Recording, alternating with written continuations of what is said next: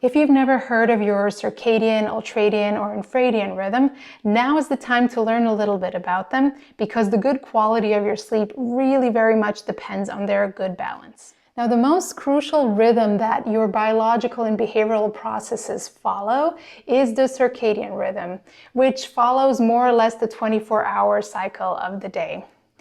Now, many of your sleep-wake patterns, hormones, metabolism, appetite, and many more are influenced by this rhythm.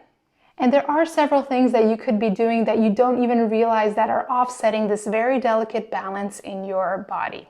And some of the things that disrupt it are lack of sleep, having irregular bedtimes, or lack of exercise, late night eating, or intaking some substances such as caffeine.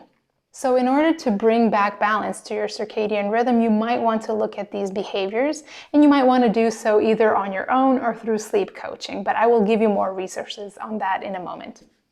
Now, there are also other rhythms that you want to take into consideration when you think about your sleep health and the good quality of your sleep.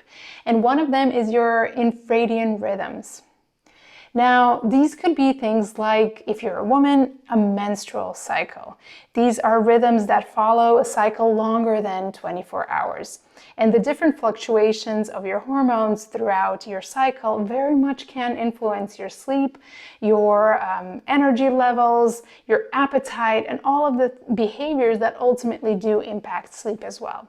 So for example, knowing that you are entering a phase of your cycle in which you crave a bit more carbs or heavier food late at night, keep that in mind because then you know that this will probably disrupt your sleep. And even if that is the case, at least that knowledge will take away the anxiety from not knowing why you are possibly having a poor sleep because of late night eating.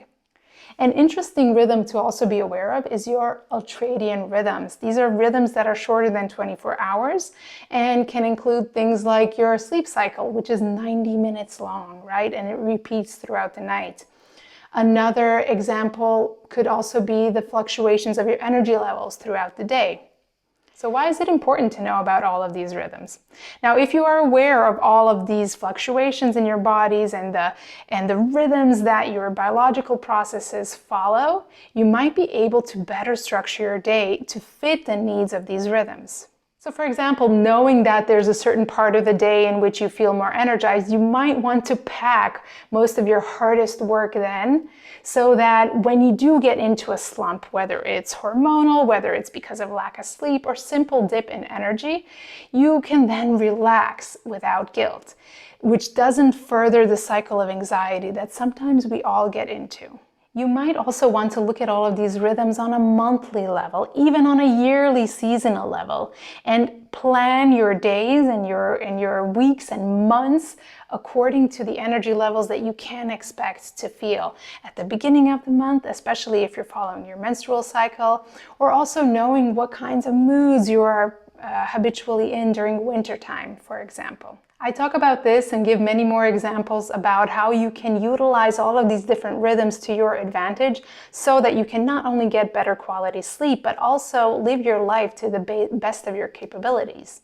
To read the full article, tap on the link below, and for any questions whatsoever, reach out to me at restfulsleep.eu.